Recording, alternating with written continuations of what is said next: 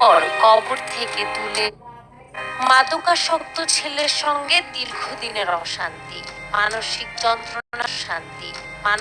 যন্ত্রণা সইতে না পেরে করেছিলেন আত্মহত্যা। কিন্তু মৃত্যুর পরও শান্তি মেলেনি এক মায়ের। মৃত মাকে দাফনের পর কবর থেকে তুলে এনে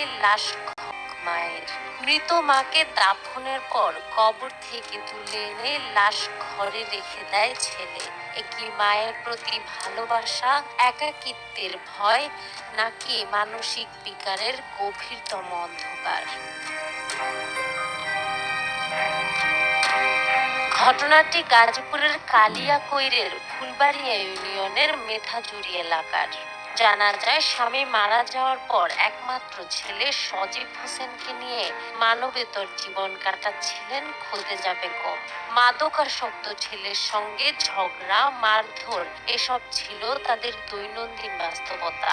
গত শনিবার আবারও ছেলের সাথে বাকবিতণ্ডার জেরে অভিমান করে মর্গে পাঠায়। ময়নাতদন্ত শেষে পরদিন দাফনও সম্পন্ন হয় পারিবারিক কবরস্থানে। এলাকায় তখনও কেউ কল্পনাও করতে পারেনি পরের রাতেই ঘটবে আরো বড় এক অঘটন।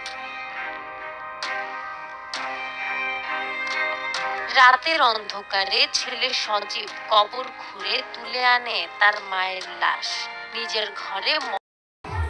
দেখেন, একজন নিশাখোর ছেলের কারণে তার মা আত্মহত্যা করেছে এবং সেই ছেলে তার মায়ের মৃতদেহ কবর থেকে তুলে বিছানায় নিয়ে সারা রাত কাটিয়েছে।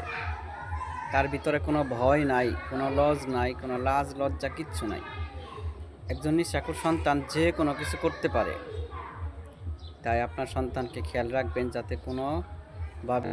যাতে কোনোভাবেই নেশায় আসক্ত না হয়, বাজে মেলে না যায়। আল্লাহ সবাইকে বোঝার তৌফিক দান করুক, আমিন।